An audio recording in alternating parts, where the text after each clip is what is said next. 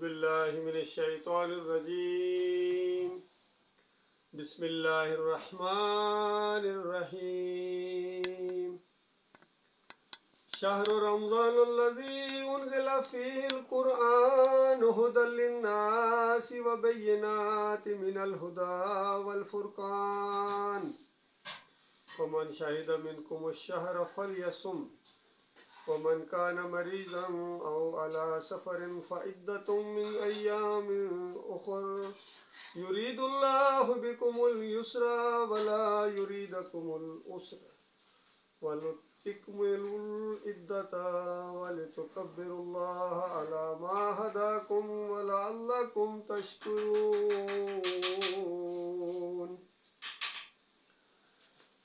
یہ رمضان المبارک بالکل اس کی آمد ہے اور اللہ تعالیٰ کی رحمتوں اور برکتوں کا مہینہ بالکل قریب آ گیا ہے۔ اللہ تعالیٰ سے دعا ہے کہ اس سے پورا فائدہ اٹھانے کی توفیق عطا فرمائے۔ دیکھیے اللہ تعالیٰ اتنی عظیم ہستی ہے، اتنا مہربان رب ہے، اتنی شفقت کرنے والا رب ہے کہ اس نے اپنی اس پوری کائنات کے اندر صرف 1% اپنی رحمت کا نزول فرمایا ہے۔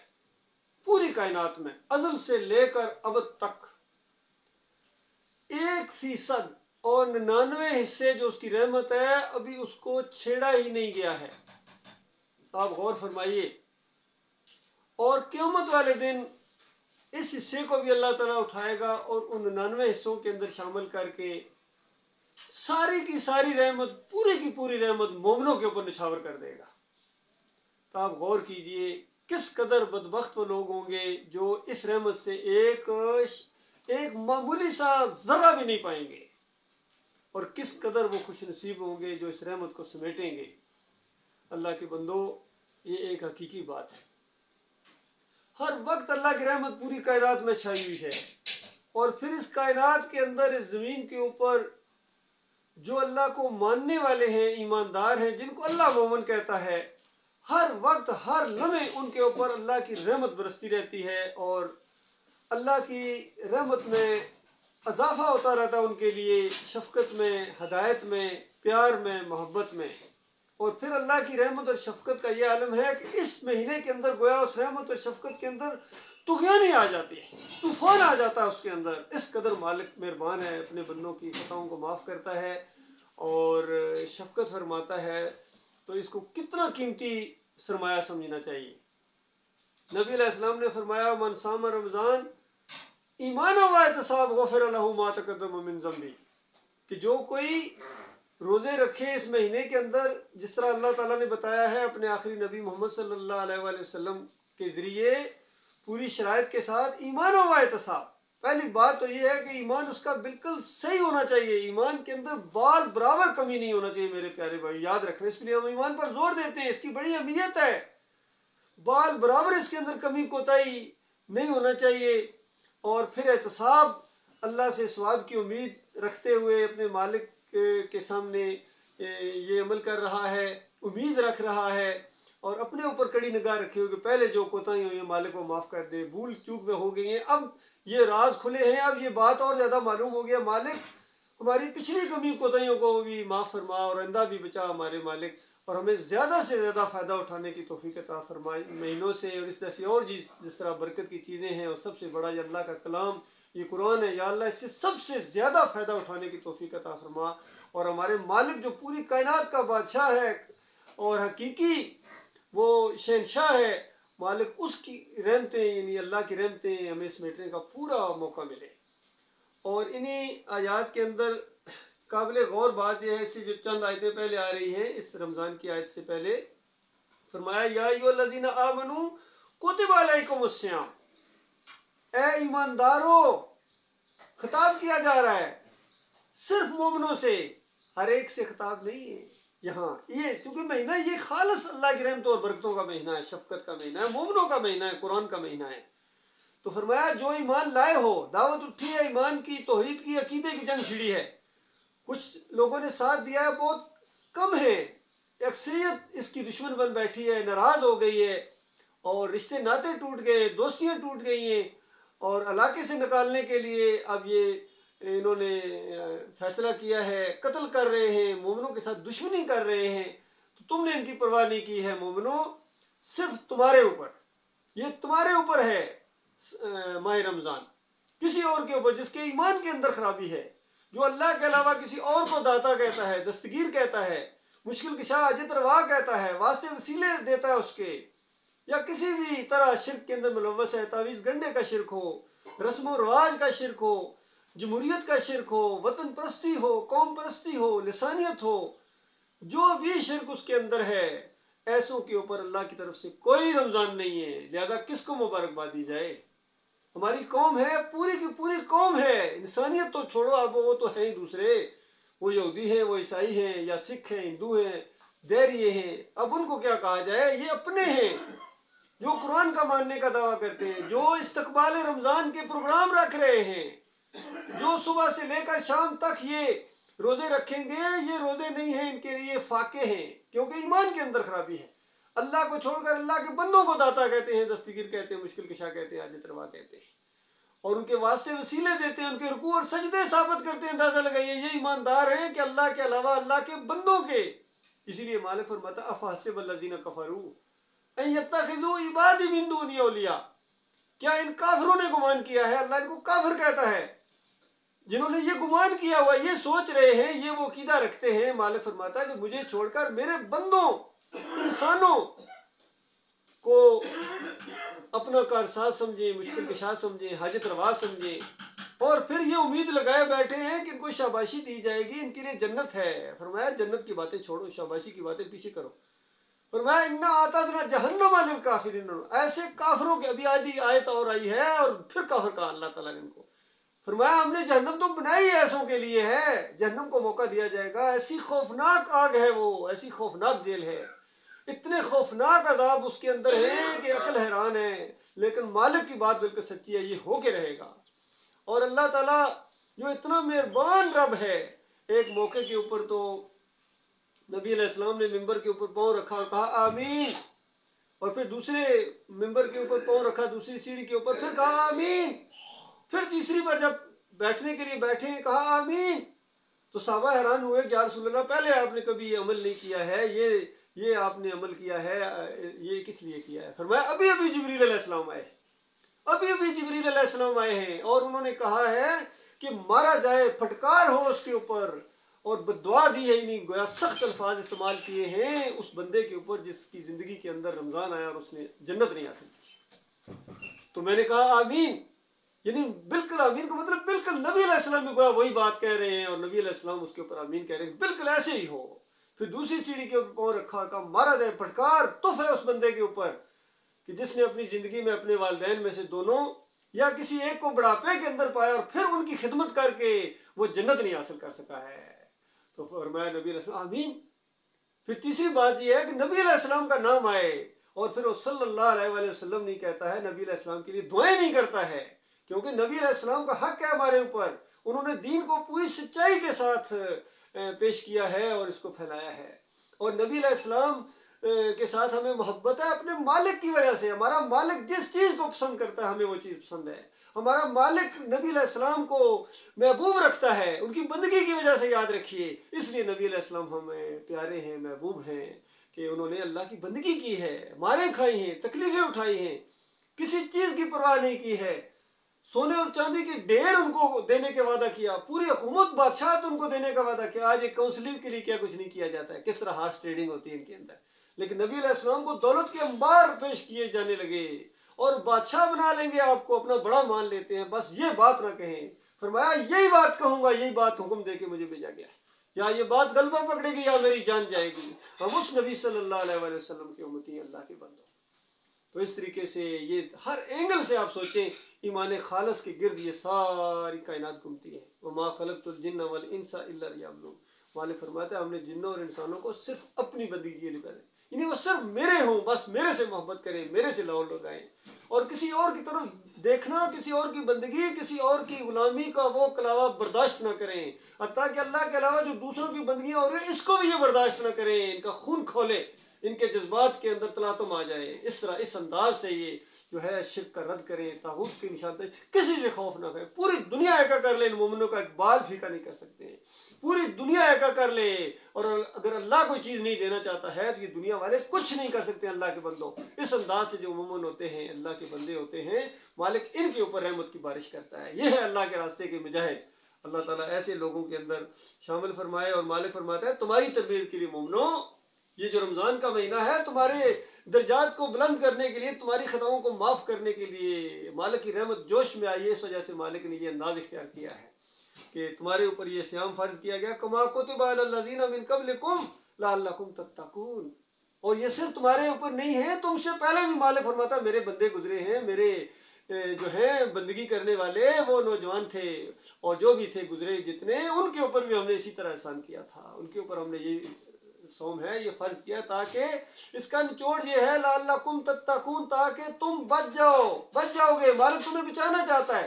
کہیں مالک فرماتا ہے اللہ کہ مجھے کیا پڑی ہے میں تمہیں عذاب دوں اگر تم میرے شکر گزار بن جاؤ، مجھے کیا پڑی ہے؟ انداز ذرا دیکھیے مالک کا، مالک کی شفقت کا انداز دیکھیے۔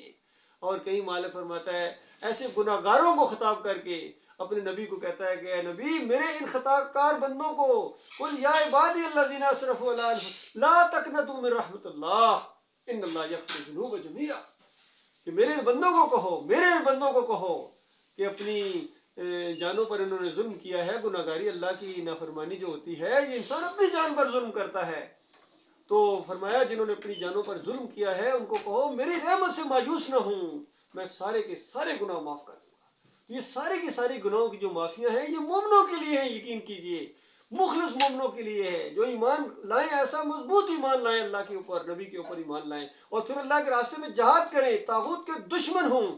طاغوت کو اپنا امیر جماعت اور اپنا امام ماننا یہ کوئی ایمان نہیں ہے، یہ تو خالص کفر ہے، شرک ہے، اور اللہ کا انکار ہے، اللہ کی غیرت کو للکارنا ہے۔ اس انداز سے اللہ کے بندوں یہ دیکھو کیسے فرمایا ایام معدودات، میرے بندوں، مال فرمایا چند دن ہے، اور واقعی دیکھا گیا ہے رمضان کا مہینہ ان 12 مہینوں میں سب سے زیادہ تیزی سے گزرنے والا مہینہ ہوتا ہے، پتہ ہی نہیں چلتا گزر جاتا ہے، اس کا روٹین ایسی بن جاتی ہے اللہ کی رحمت و شفقت سے، اور اس سے زیادہ خیر و برکت سمیٹی جائے۔ بتایا گیا کہ اس میں پھر مالک نے کچھ رخصت بھی دیا کہ اگر تم میں سے کوئی بیمار ہو یا سفر پر ہو تو دوسرے دنوں میں اتنی تعداد پوری کر لے، اس کو بھی وہی اجر ثواب اسی طریقے سے ملے گا۔ اور جو قدرت یعنی رکھنے کے باوجود، یہ پہلے اس طرح کا حکم آیا تھا کہ طاقت رکھنے کے باوجود اگر تم فدیہ دے دو تب بھی ہو جائے گا، لیکن ساتھ ہی بتایا کہ روزے رکھو گے، صائم رہو گے، یہ تمہارے لیے زیادہ بہتر ہے، اس طریقے سے بتایا گیا۔ اور پھر اس کی فضیلت کا اظہار اگلی آیات میں آیا کہ رمضان وہ مہینہ ہے جس میں یہ قرآن نازل کیا گیا ہے۔ یہ رمضان کی ساری برکتیں، ساری رحمتیں اور شفقتیں جو ہیں یہ اس وجہ سے ہیں کہ اس کے اندر قرآن نازل کیا گیا ہے، اور جو انسانوں کے لیے سراسر ہدایت ہے، یعنی اس سے بڑی کیا نعمت ہو سکتی ہے کہ ایک ایسی کتاب جو ہدایت ہے، اس کے پیچھے چلو گے تو آپ صراط مستقیم کو پہنچ جائیں گے۔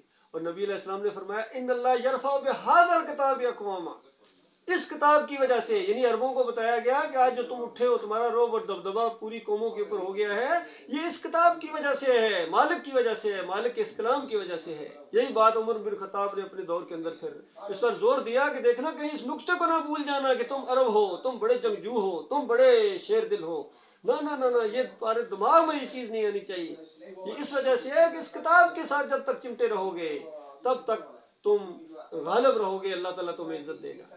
وہ جو کسی نے کہا کہ وہ معزز سے زمانے میں مسلمان ہو کر اور تم خوار ہوئے ہو تار کے قرآن ہو کر، یہ اور بات، وہ خود ہی خوار ہوئے ہیں اس تار کے قرآن ہو کر۔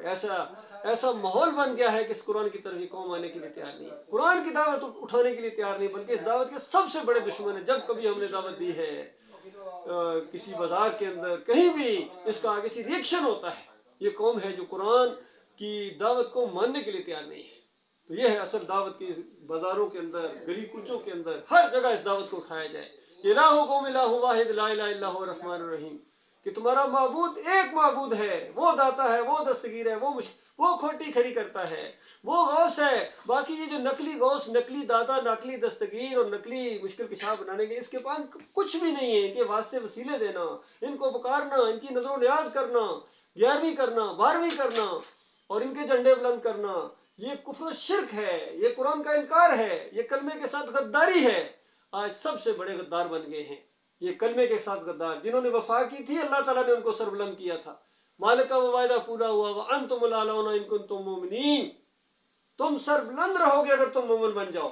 اللہ کا وعدہ پورا ہوا تھا یا نہیں ہوا تھا؟ صحابہ اکرام مومن بنے تھے. اللہ نے اپنا وعدہ پورا کیا ہے. پوری دنیا میں ان کا رعب اور دبدبہ تھا ایمان کی وجہ سے, توحید کی وجہ سے. وہ کبھی تعداد کے اوپر بھروسہ کر کے نہیں لڑے تھے. وہ کبھی وسائل کے اوپر بھروسہ کر کے نہیں لڑے تھے. ان کا بھروسہ اللہ کے اوپر ہوتا تھا. اللہ کی بات مانتے تھے. یہ نہیں کہ اللہ کی بات ان کے سامنے پہ آگے سے جھگڑے کرتے, حضرت صاحب کو ہضم ہی نہیں ہو رہی, اللہ کی بات سمجھ ہی نہیں آ رہی ہے. علماء ہیں بڑے بڑے ڈگریاں دینے والے, ڈگریاں والے نہیں ڈگریاں دینے والے ہیں. ان کے مدرسوں سے یہ کفر شرک کے جھنڈے بلند ہوتے ہیں. محمود الحسن صاحب کہتے ہیں سورہ فاتحہ کی تشریح کرتے ہوئے پہلے قرآن کا پہلا صفحہ جو پہلی قرآن کی توحید کی آیت آئی ہے اس کو شرک کے اندر بدلی کر دیا اس ظالم نے. کہتا ہے اللہ کے بندوں کو اگر پکارا جائے, مقبول بندوں کو خالص واسطہ رحمت الہی سمجھ کر, اگر ان کو بھی استعانت کی ظاہری کر لی جائے تو یہ بھی اللہ ہی کو پکارنا ہے. بتاؤ ساری توحید ختم اور شرک آ گیا ان کی رگوں کے اندر. اب پڑھتے رہو نمازیں, اب رکھتے رہو سوم, مرتے رہو بھوک سے, اور تم تھک تھک کے جاؤ عمرہ کے لیے, پیدل جاؤ یا گھٹنوں کے بل چل کے جاؤ. جب تمہارے عقیدے کے اندر خرابی ہے تو اس کے بعد پھر تمہارا کوئی عمل اللہ کے یہاں قبول ہونے والا نہیں. نبی علیہ السلام نے فرمایا بیت اللہ کی چادر جھنجھوڑ جھنجھوڑ کے کوئی بندہ دعا کرتا ہے, ربی ربی ربی کہتا ہے, اللہ تعالیٰ اس کی دعا اس کے منہ پر مارتا ہے. کیوں؟ اس کا جسم حرام کا, اس کا کپڑے حرام کے, اس کا کھانا حرام کا, تو اس کی دعا اللہ تعالیٰ نہیں قبول کرتا ہے. ان حرام خوروں کو امام ماننے کے بعد آج دین کو بیچتی ہے. سب سے بڑی حرام خوری یہ ہے کہ نماز پڑھانے کے پیسے لیے جائے, اذان دینے کے پیسے لیے. سب سے زیادہ حرام خوری یہ ہے. دین کو بیچا جائے. ان کے مدرسے فیکٹریاں بنی ہوئی ہیں, کمائی کا ذریعہ بنی, اڈے بنے ہوئے. اللہ کے بندو نجس ہے, حرام ہے. قرآن کی 28 آیتوں کا انکار ہے, نبی علیہ السلام کی پوری زندگی کا انکار ہے, صحابہ اکرام کی پوری زندگیوں کا انکار ہے. اور یہ آج اس کو منو سلوا سمجھ کے کھا رہے ہیں. کہتے ہیں ہماری نماز 27 گنا ملے گا. اب مرو گے تو تمہیں پتا چلے گا کتنے گنا تمہیں ملے گا. تمہیں کتنے گنا زیادہ عذاب دیا جائے گا دوسری قوموں سے, کیونکہ تم نے کلمے کے ساتھ غداری کی ہے. غداروں. تو اللہ کے بندو جب تک یہ دعوت اس انداز سے کھلی اڑیاں دعوت قوم کے سامنے نہیں آئے گی, کوئی خیر نہیں آ سکتی ہے. یقین کیجیے کوئی تمہاری جو تدبیر ہے وہ نہیں کام آ سکتی ہے. تمہاری ذلت اور خواری بڑھتی جائے گی, اور جو مرتا جائے گا وہ آگ میں وہاں دھکیل دیا جائے گا. جہنم منہ کھولے انتظار کر رہی ہے. صدیوں سے یہ معاملہ ہو رہا ہے. اللہ کے بندو آج کوئی بریلوی ہے, کوئی دیوبندی ہے, کوئی اہل حدیث ہے, کوئی سلفی ہے, چکڑالوی ہے, سہروردی ہے, نقشبندی ہے, بتاؤ مسلم کہاں ہے؟ اس زمین کا ایک انچ حصہ دکھا دو جب اللہ کا دین غالب ہو اور اللہ کا دین بالکل معیار ہو. کوئی اور اللہ کے مقابلے میں کسی اور کی بات نہ مانی جاتی ہے. بتاؤ کوئی ایک جگہ بتا دو.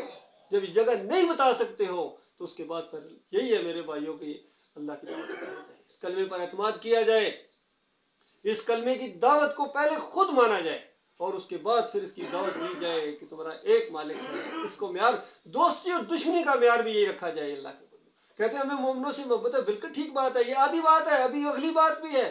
الحب للہ والبغض للہ. جس طرح اللہ کے لیے محبت ہے کسی مومن بھائی سے, بالکل اسی برابر کا لیول ہونا چاہیے اللہ کے دشمنوں کے ساتھ نفرت اور بغض ہونا چاہیے دل کے اندر سے. یہ بھی بندگی ہے, ہماری بندگی کا یہ تقاضا ہے, ہمارے ایمان کا یہ حصہ ہے. یہ ہوتا ہے کفر بالطاغوت. چند دن پہلے طارق مسعود کا یہ کلپ سنا, اس نے قادیانیوں کے لیے یہی لفظ استعمال کیا. انہوں نے کہا ان کے ساتھ نفرت کرنا ضروری ہے. دیکھا کون سی بات ہے جو حضرت نہیں جانتے ہیں. تو بھائی ہم بھی تو یہی کہہ رہے ہیں, ہم تمہارے ساتھ جو نفرت کرتے ہیں, مفتی طارق محمود صاحب, طارق جمیل صاحب, طاہر القادری صاحب, تقی عثمانی صاحب, فضل الرحمان صاحب, جو تمہارے ساتھ ہم جو نفرت کرتے ہیں, دل کے اندر سے بغض ہے تمہارے لیے, اعلان جنگ ہے, چاہے یہ علی انجینئر ہو, ڈاکٹر اسرار ہو, مودود جتنے بھی ہوں, تنظیم اسلامی ہو یا جماعت اسلامی ہو, انہوں نے اللہ کے دین کے ساتھ اس طرح مذاق کیا ہے. پہلے آئے تھے 9 ستارے, 9 گنڈے, 9 مشرک گٹھے ہو گئے تھے, اور 10واں چادریں چڑھانے والا اور سونے کے دروازے لگانے والا, بالکل وہی نقشہ قائم ہو گیا جو سورہ نمل کے اندر آیا ہے. 9 گنڈے تھے, کوئی دین کا کام نہیں کرتے تھے, اصلاح کا کام نہیں کرتے تھے, اور ایک عورت ان کے اوپر حاکم تھی. تو جو قوم اپنی عورت کو حکمران بنا لے, اللہ کے بندو, نبی علیہ السلام نے فرمایا قوم کبھی فلاح نہیں پا سکتی ہے. کتنی سادہ سادہ باتیں ہیں موجود ہیں دین کے اندر کہ وہ قوم کبھی فلاح نہیں پا سکتی ہے جو ایک عورت کو اپنا حکمران بنا لے. تو اس کے بعد دیکھیں مودودی صاحب نے فاطمہ جناح کے ساتھ کھڑے ہوئے ہیں, اور پھر فضل الرحمان دیکھے گئے ہیں نواز مریم کے ساتھ کھڑے ہوتے ہوئے, اور ابھی نواز مریم کو ایک پنجاب کا گورنر وزیر اعلیٰ بنا دیا گیا. اندازہ رکھیں اس قوم کے اندر کوئی مرد نہیں ہے, یہ سارے کے سارے مردہ قوم ہے اور ان کے اندر کوئی جمع مرد نہیں. اس طرح اللہ کے دین کے ساتھ یہ کھلواڑ کرنے والے اگر دنیا اور آخرت میں ذلت نہ ہو ان کے لیے. بتاؤ بھیک مانگتے ہیں, ایک پارٹی بھیک مانگتی ہے جا کے IMF سے, اور دوسری پارٹی کا لیڈر ہے وہ خط لکھتا ہے کہ ان کو بھیک نہیں دینی ہے. اندازہ لگاؤ اللہ کے بندو کتنی ذلت پوری دنیا میں پھیل رہی ہے. اور جو قوم اس بھیک مانگنے میں کامیاب ہو جائے اس کو کامیاب ترین لیڈر کہا جائے گا. اتنا کامیاب ہے کہ اس نے قرضہ منظور کروا لیا ہے, تیسری قسط بھی منظور ہو گئی ہے, اور جو اس کی سود کی اس کی شرح جاتی ہے, لوگوں کی خون پسینے کی کمائی, وہ سود کے اندر اس کی جو کٹوتیاں ہوتی ہیں انسٹالمنٹ وہ جاتی ہیں. اللہ کے بندو پوری قوم مقروض بغاری بنا دیا اس قوم کو, اور یہ سارے کے سارے روزے رکھنے والے ہیں. ابھی میں آیا ہوں یہاں سے, یقین کیجئے روڈ کے اوپر سے گزرا ہوں, بائیں طرف ایک مسجد ہے, دائیں بائیں آگے پیچھے روڈوں کے اوپر جائے نماز بچھائے ہوئے لوگ ہیں, وہاں سے گزرنے کی جگہ نہیں ملی, اتنی نماز. یہ کہتے ہیں اعمال خراب ہے. یہ تمہارے اعمال خراب ہے؟ تمہارے اعمال تو بڑے زبردست ہیں, تمہارا ایمان خراب ہے. ایمان کے غداروں, کلمے کے غداروں, تمہارے اندر یہ چیز آ گئی ہے. جب تک یہ چیز نہیں, تو جو بھی ہے جس لیول کا بھی, جتنا بڑا ہے اتنا بڑا جھوٹا, اتنا بڑا مکار ہے. اس قوم کے اندر یہ معاملہ ہو گیا. اللہ کے بندو اب کس کو مبارکباد دی جائے اللہ کے بندوں کے رمضان المبارک, کس کی افطاری کرائی جائے؟ یہ مومنوں کے اوپر ہے. یہ بن بلائے مہمان یہ دوڑے چلے آ رہے ہیں. ابھی رمضان میں دیکھیں گے مسجدوں کے اندر تراویحیں, وہ جشن, وہ کھانا پینا, وہ سارے لوازمات ہوں گے. اور قرآن کی وہ بات اگر یہ ان کے سامنے پیش کر دی جائے کہ عاملۃ ناصبہ تصلی نارا حامیہ, عمل کر کر کے تھک جاؤ گے نمازیوں, تہجد گزارو, روزے داروں, عمرہ کرنے والوں, اور صدقات کے لیے اور زکوٰۃ کے لیے بوریوں کے منہ کھول دینے والوں. عاملۃ ناصبہ تصلی نارا حامیہ. مالک کی بات اپنی جگہ قائم ہے. مالک فرماتا ہے عمل کر کر کے تھک جائیں گے, گھٹنے سوج جائیں گے, ان کے ٹخنے سوج جائیں گے, اور بڑکتے ہوئے شعلوں کے اندر داخل ہو جائیں گے مرنے کے ساتھ ہی. کیونکہ شرک وہ بری چیز ہے اللہ کے بندو, اس کو پہچانو اور اس سے توبہ کرو. پہلے شرک کرنے والوں سے تو بیزاری کا اعلان کرو. ان کو اپنا امام نہیں ماننا ہے. علی انجینئر کی طرح کہتا ہے کہ یہ شرک کرتے, پھر کہتا ہے میں چندے بھی دیتا ہوں ان کو میں چندے دیتا ہوں, ان کے پیچھے نمازیں پڑھتا ہوں, ان شیعوں کے پیچھے, ان قادیانیوں کے پیچھے, اور ان بریلیوں کے پیچھے, دیوبندیوں اور اہل حدیثوں کے پیچھے. کہتے ہیں پھر بھی میرے اوپر ساتھ خوش نہیں ہوتے, میں چندے دیتا ہوں. اور شرک اور کفر پھیلانے والوں کو جب تم چندے دیتے ہو, اور شرک اور کفر پھیلانے والوں کو جب تم اپنا امام بناتے ہو, تو اللہ کی بات میں وہ دہرانا دوں. مالک فرماتا ہے والذین کفروا اولیاءہم الطاغوت, ان طاغوتوں کو جو اپنا امام بنائے, اپنا لیڈر بنائے, اپنا امیر جماعت بنائے. مالک فرماتا ہے کافر یہ کام کر سکتا ہے, کوئی مومن یہ کام نہیں کر سکتا. سوال ہی پیدا نہیں ہوتا. اور کافر کا, طاغوت کا ایک ہی کام ہے, یخرجونہم من النور الی الظلمات, وہ ان کو نور سے نکال کر ظلمات میں لے کر جاتے ہیں. کفر و شرک کے اڈے بنا دیے, کہتے ہیں اسلام کا قلعہ ہے. کفر و شرک کا گودام بنا دیا. ہر نکر کے اوپر ایک بابا بیٹھا ہوا ہے, کوئی چھتری والی سرکار ہے, کوئی گامے شاہ ہے, کوئی گھوڑے شاہ ہے, کوئی داتا سرکار بنی ہے, کوئی کھوٹی کھری کرتا ہے ہمارے کیپٹل کے اندر, کوئی غوث پوری دنیا کا, یہ غوث الاعظم ہے ان مسلمانوں کا. اللہ کے بندوں ان کی کتابیں پڑھو, عبد القادر جیلانی کی کتابیں پڑھو, محی الدین چشتی کی کتابیں پڑھو, علی اجمیری کی کشف المحجوب پڑھو, اور احمد سرندی کے یہ ملفوظات پڑھو. پھر آپ کو پتہ چلے گا کبھی انہوں نے خدائیاں کی ہیں اور کبھی بندگیاں کی ہیں. کفر و شرک ملا کے دوائی لائے ہیں, زہر ملا کے لائے ہیں. شاہ ولی اللہ کے پوری جتنی تنظیفات ہیں, حجت اللہ البالغہ پڑھو, اور انفاس العارفین پڑھو, اور تبلیغی جماعت کا یہ تبلیغی نصاب پڑھو, فضائل اعمال پڑھو. کون سی کتاب ہے؟ کوئی ایک کتاب, میں کہتا ہوں عبد الوہاب نجدی کی کتاب توحید پڑھو, اس کے اندر بھی شرک داخل کر دیا گیا ہے. اللہ کے بندوں پیچھے کیا رہ گیا ہے؟ تو کب وہ وقت آئے گا تمہاری آنکھیں کھلیں گی, اور کب اٹھو گے؟ اٹھو اللہ کے بندوں, اگر اپنی جان کو جہنم کی آگ سے بچانا ہے تو, اپنے اہل و عیال کو جہنم کی آگ. اگر نہیں اٹھو گے, یاد رکھنا مالک نے قرآن میں فیصلہ کر دیا ہے, اگر تم اللہ کے راستے میں جہاد نہیں کرو گے, توحید کی دعوت لے کر نہیں اٹھو گے, مالک فرماتا ہے میں تمہیں عذاب دوں گا. اور اس کے بعد تم دعائیں کرو گے, چیخو گے, چلاؤ گے اپنے مالک اور خالق کے سامنے, وہ تمہاری دعائیں نہیں سنے گا. اس لیے میرے پیارے بھائیو, اللہ کی بات بالکل سچی ہے, پتھر پر لکیر سے زیادہ حقیقت ہے. یہ دعوت اٹھنی چاہیے قوم کو, بالکل قوم کے چوکوں کے اندر, جہاں پبلک پلیسوں کے اندر, ٹرینوں کے اندر, بسوں کے اندر, بغیر کسی خوف و خطر کے کوئی کچھ نہیں کر سکتا. زیادہ سے زیادہ تمہیں کوئی مار دے گا, اور اگر تمہیں کوئی مار دے, یہ دعوت دیتے ہوئے گویا تمہاری لاٹری نکل آئی. اللہ کے بندو, مالک کی رحمت کی جب جوش میں آئے گی تب یہ معاملہ پیش ہوگا. ایسے نہیں, یہ شہادت ایسی چیز نہیں آپ نتھو خیرے کو دے دی جائے. اس مرنے سے پہلے خون کا قطرہ گرنے سے پہلے جنت الفردوس کے اعلیٰ مقام پر پہنچ جاتا ہے. سورہ یاسین پڑھو. جب اس کو مارا تو اس کے بعد اندازہ لگائے, کہتا ہے اللہ کی طرف سے کہا قیل ادخل الجنہ, جنت میں داخل ہو گیا. قال یا لیت قومی یعلمون بما غفر لی ربی وجعلنی من المکرمین. وہاں پہنچنے کے بعد کہتا ہے کاش میری قوم کو معلوم ہو جائے، کاش میری قوم. شہید، اصلی شہید، سورہ یاسین پڑھو، اصلی شہید کہتا ہے کاش میری قوم کو معلوم ہو جائے کہ میرے مالک نے مجھے معاف کر دیا، وجعلنی من المکرمین، بہت بڑے عزت دار لوگوں میں مجھے شامل کر دیا. یہ صاحب یاسین غور، اس میں ایک عقیدہ ہے، وہ خود نہیں آ سکتا آگے قوم کو بتائے، کہتا ہے کاش میری قوم کو معلوم ہو جائے. اور اللہ نے وہ بات بتا دی قیامت تک کے لیے، اللہ نے احسان کیا. اور ہمارے حکیم الامت اشرف علی تھانوی صاحب کہتے ہیں میرے دادا ایک قافلے میں تھے اور حدیث میں دیکھیں ساتھ حدیثوں کا حوالہ دیتے ہیں اور ایسا گھما پھرا کے ایسا شرک کا انجیکشن دیتے ہیں کہ لوگوں کو پتہ بھی نہیں چلتا. صحیح حدیث بیان کی، کہتے ہیں حدیث میں آتا ہے نبی علیہ السلام نے فرمایا من قتل دون مالہ وہو شہید، جو اپنے مال اسباب کی حفاظت کرتے ہوئے مارا جائے وہ شہید ہوتا ہے. بالکل صحیح بات ہے. کہتے ہیں میرے دادا قافلے میں جا رہے تھے اور راستے میں قافلہ لوٹا گیا اور اس کے بعد وہ شہید ہو گئے اور رات کو جنت سے مٹھائی کا ٹوکرا لے کے آئے اپنی دادی کے پاس، مٹھائی کا ٹوکرا لے کے آئے اور یہ ہمیں سکھایا جا رہا ہے. ان کی کتابوں کے اندر یہ چیزیں لکھی ہوئی ہیں، ان کے پیچھے چلنے والے سارے یہ دین بیان کرتے ہیں، یہ دین ہے، یہ حکیم الامت ہے. اور دوسرے ہمارے حکیم امت علامہ اقبال صاحب وہ کہتے ہیں قوت قلب و جگر گردد نبی از خدا محبوب تر گردد نبی. جگر اور قوت قلب کی طاقت بن جاتا ہے نبی جب وہ اللہ سے زیادہ پیارا ہو جائے، اللہ سے زیادہ پیارا ہو جائے تو اس وقت یہ کیفیت طاری ہوتی ہے. او بے ایمان، اللہ فرمایا والذین آمنوا اشد حب للہ، کہ جو اللہ پر ایمان لانے والے مومن ہیں وہ اپنے مالک کے ساتھ بڑی شدید محبت کرتے ہیں. اور پھر یہ علامہ اقبال صاحب گئے ہیں، ان کے بیٹے جسٹس اقبال جاوید اقبال صاحب کہتے ہیں کہ پتہ نہیں مجھے، میں لڑکا سا تھا، مجھے ساتھ لے گئے نظام الدین اولیاء کی قبر کے اوپر، مزار کے اوپر، اتنے روئے اتنے روئے اتنے روئے کہ پتہ نہیں کیا بات، کیوں روئے. علامہ اقبال صاحب روئے وہاں جا کے. بھائی کیسے نہ روتے، جب منت مانی ہوئی تھی بیٹا پیدا ہوگا تو یہاں آؤں گا. اور پھر وہاں جا کے اس قبر کے اوپر جو شعر اس نے کہے ہیں وہ اللہ اپنی پناہ میں رکھے. تو کہتے ہیں خواجہ، پتہ خواجہ تمہارا جو درجہ ہے وہ عیسیٰ اور پتہ نہیں موسیٰ کون سے زیادہ افضل ہے.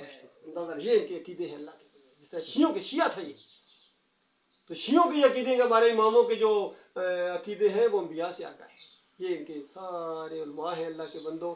ایک طوفان برپا ہے، لہذا فیصلہ کرو اللہ کے بندوں. جب یہ فیصلہ کر لو گے، ایک لمحے بعد تمہاری موت آ جائے، اللہ جانتا ہے اتنا بڑا درجہ اللہ کے یہاں پاؤ گے کہ آپ کی عقل وہاں نہیں پہنچ سکتی ہے. اور اگر یہ فیصلہ کرتے کرتے دیر ہو گئی کہ آج یا کل کرتے کرتے کہ ٹھیک ہے ابھی تھوڑی زندگی باقی ہے، جب تھوڑا سا اور معاملہ ہو جائے گا پھر میں یہ دین کا کام کروں گا، تو اس کے بعد زندگی کا کوئی پتہ نہیں. وہ فیصلہ کرنے سے پہلے اگر موت آ گئی تو گئی بربادی ہے میرے پیارے بھائیوں.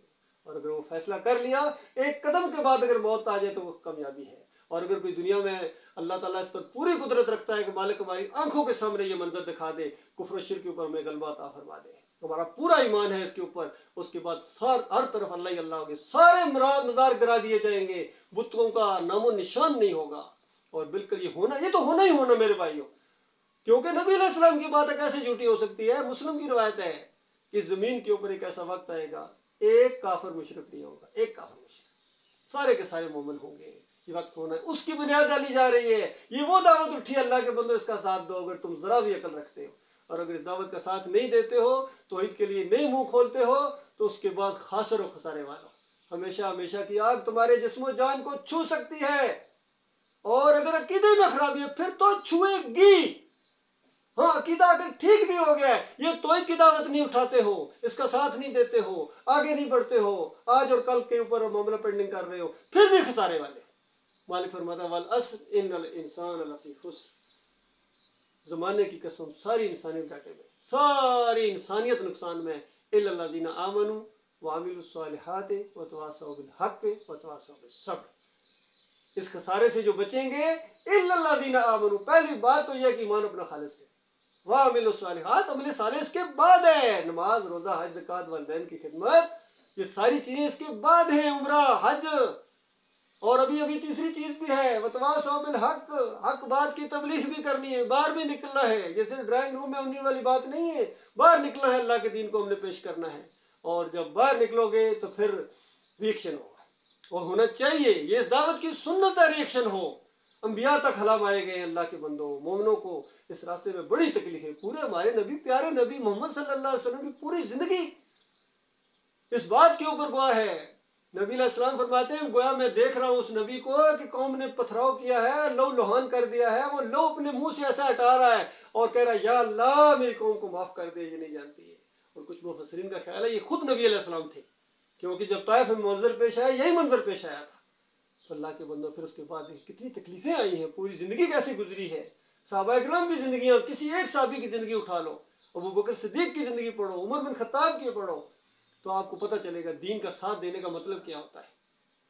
اور اگر دین کی مخالفت کرتے رہو گے، بحثیں کرتے رہو گے ابو جہل کی طرح، ابو لہب کی طرح، تو وقت تو پھر بھی گزر جائے گا، یا عبداللہ بن ابی کی طرح اندر تو آ جاؤ گے اور منافقت والا انداز اختیار کرو گے، مخلص مومنوں سے اندروں اندر بغض رکھو گے، تو اس کے بعد وقت تو پھر بھی ختم ہو جائے گا، لیکن یہ وقت دوبارہ نہیں ملے گا۔ اللہ تعالیٰ سے دعا ہے اپنے لیے جو کہا اور جو بھائیوں نے سنا، اس کو اس سے زیادہ اس کے بہترین پہلو کے اوپر اللہ تعالیٰ عمل کرنے کی توفیق عطا فرمائے۔ اس سے پہلے جو کمیاں کوتاہیاں ہوئی ہیں مالک اپنے رحمت اور شفقت کی وجہ سے مالک کو معاف کر دے، اور اس رمضان میں خاص کر یہ جو بھی چند دن بعد آنے والا ہے اللہ تعالیٰ اس سے پورا فائدہ اٹھانے کی توفیق عطا فرمائے۔ ہم کمزور ہیں مالک، ہمارے پاس وسائل کی کمی ہے، لیکن ہمارا مالک بڑی طاقتوں والا ہے، بڑی عزت والا ہے، وہ ہر چیز پر قدرت رکھتا ہے، وہ چاہے تو چند لوگوں کو غلبہ عطا فرما دے ان سارے کافروں کے اوپر، مشرکوں کے اوپر، ان مرتدین کے اوپر اور ان باغیوں کے اوپر اللہ تعالیٰ غلبہ عطا فرما دے، یہ ہماری دعا ہونی چاہیے۔ اور ہر نماز کے اندر جب ہم پڑھتے ہیں اہدنا الصراط المستقیم صراط الذین انعمت علیہم، یا اللہ ہمیں چلا، میرے مالک ہمیں چلا، ان لوگوں کے راستے کے اوپر چلا جن پر تو نے انعام کیا۔ انعام یافتہ لوگ اس قرآن کے اندر دیکھو کتنے ہیں، قرآن کے اندر انعام یافتہ لوگوں کی ایک داستان بیان ہوئی ہے۔ نوح علیہ السلام ہے، نہیں گھبرائے، 950 سال دعوت دی ہے، صبح شام کی دعوت دی ہے، نہیں گھبرائے ہیں، اس طرح کی سے آگے دعوت بڑھتی جا رہی ہے۔ پھر ابراہیم علیہ السلام کی زندگی بتائیے کیسے نمونہ ہے، کس طریقے سے اللہ کی فرما برداری کی ہے اور چوٹیں کھائی ہیں۔ پھر اسماعیل علیہ السلام دیکھیے، اسحاق علیہ السلام دیکھیے، یعقوب علیہ السلام دیکھیے، یوسف علیہ السلام دیکھیے، کس طریقے سے صبر کی زندگی ہے، شکر کی زندگی ہے۔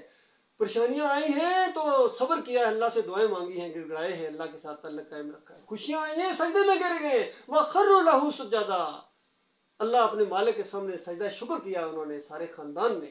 یہ دو ہی کیفیت رہتی ہیں، خوشی کی بات ہے اپنے مالک کے شکر گزار رہو، اور پریشانیاں ہیں صبر کرو، کسی اور جگہ نہیں جانا ہے، یار ایک ہی در ہے، ایک ہی درگاہ ہے اللہ کے بندو، باقی سارا کفر و شرک ہے، سب بکواس ہے، جھوٹ ہے، شیطانی یہ درگاہیں ہیں، اللہ کے گھر کے مقابلے میں یہ گڑی گئی ہیں، بالکل ان کا کفر کرنا چاہیے۔ بالکل اعلان کے ساتھ لوگوں کو بتاؤ، یہاں تمہیں دھکے ملیں گے، یہاں جنتی دروازے لگاتے ہیں، کتنے آکسفورڈ کے پڑھے ہوئے اور بڑے بڑے مدرسوں کے پڑھے ہوئے جا کے جنتی دروازے کہتے ہیں جنت جو ادھر سے گزرے گا جنت میں داخل ہو جائے گا، وہاں پولیس کھڑی مارتی ہے، ان کو لاتے مارتی ہے، ان کو ڈنڈے مارتی ہے، ایسی ان کی جنت اندازہ لگائیے، پھر وہاں جا کے جھاڑو دیتے ہیں، کہتے ہیں آپ جنتی ہو گئے ہیں۔ پھر سونے کے دروازے اندازہ لگائیے، علی جوہری کی قبر کے اوپر سونے کا دروازہ لگا ہوا ہے، اور وہاں 7 والی سرکار کے اوپر بھی سونے کا دروازہ لگا ہوا ہے، اور اندازہ لگائیے ان کے اوپر ایسے قرضے ہیں کہ عقل حیران ہے کہ انہوں نے کیسے قرضے لیے ہیں اور یہ کیسے اتاریں گے۔ وہ اللہ کے بندو بیچو ان کو، ان دروازوں کو اتارو، اور کتنی اور چیزیں ہیں جنہوں نے کرپشن کی ہے، ان سے واپس لینے چٹکیوں میں تمہارے قرضے ختم ہو سکتے ہیں اگر تم ایمان کی طرف آ جاؤ، توحید کی طرف آ جاؤ۔ کہتے ہیں کیسے، آپ کے پاس کیا پلاننگ ہے؟ کہتے ہیں وہ کچھ قرآن کبھی پڑھا ہے؟